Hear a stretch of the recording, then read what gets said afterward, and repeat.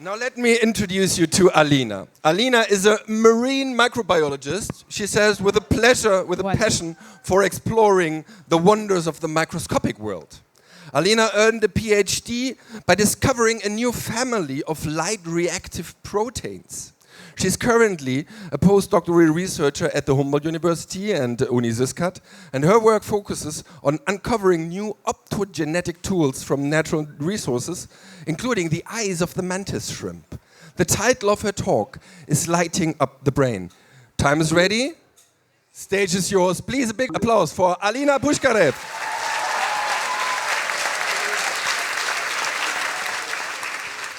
Okay, hi everybody. And first of all, viruses in the audience will be deploying some lights into the crowd. So please, yeah, good.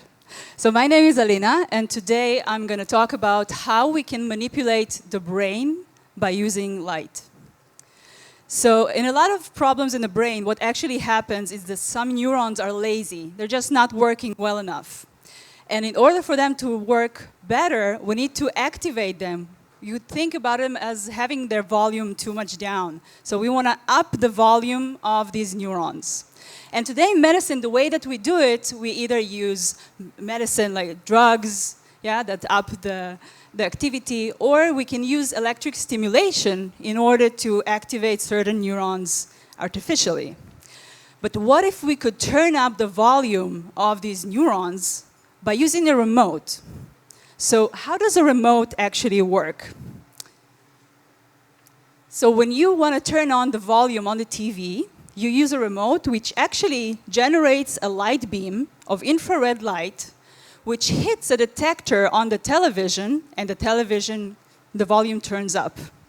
So if we would think of the brain as a television, and I have a remote in my hand here, so what actually we're just missing is just one thing, which is a light detector on the brain. This is the only thing. And luckily in nature, we actually have a bunch of light detectors. You're actually using light detectors right now to look at me. You have light detectors in your eyes. And lots of different animals have really special detectors. Insects, microbes, butterflies have really nice light detectors. And what we need to do is to put these light detectors inside neurons so we can control them with light. And there's an interesting light detector that comes from green algae. And when we insert it inside the neuron, we can now shine light on the neuron, and the volume of the neuron turns up. It starts to fire. So this is basically a field that's called optogenetics. So opto is light, genetics is manipulating genetics. And today what we're going to do, we're going to see how that works here in the crowd.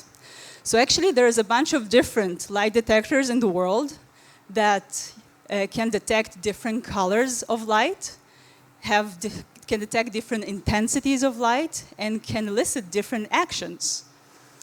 And this is an example of what it looks like in real life. This is real brain tissue, and there's light which illuminates one neuron, and then all the neurons fire up.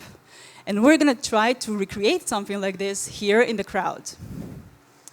So, 120 of you, I hope by now, received lights. Can you show me these lights, please? Put them above your heads. Oh, yes.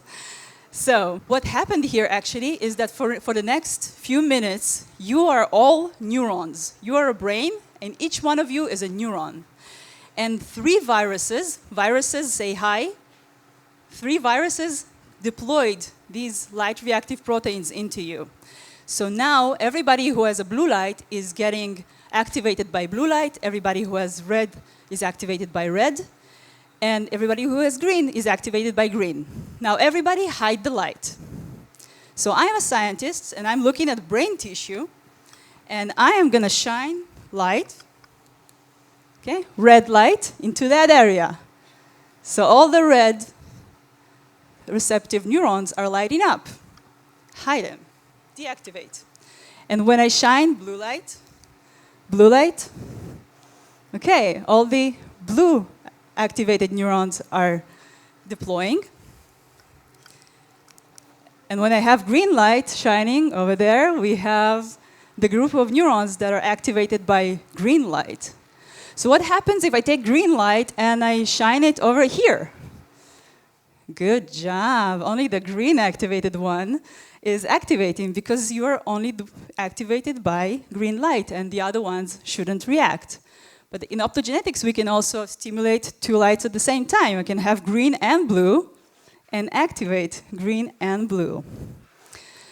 And what also happens is that if we activate only one neuron, we can see propagation of activity across the neural tissue. So I actually can, if you have a neighbor of yours getting activated, you should also get activated, and let's see if we can see a single neuron actually propagating a signal across the tissue. So I will shine, trying to remember where, guys. So on the red one, so if your neighbor is activated, you should also activate. Yeah? Yeah, and this way we can see that the signal can activate from one point and propagate. And this is the way that we can control the brain with light by using light-reactive proteins that we insert inside neurons, and then we can control them by different colors. That's it, thank you.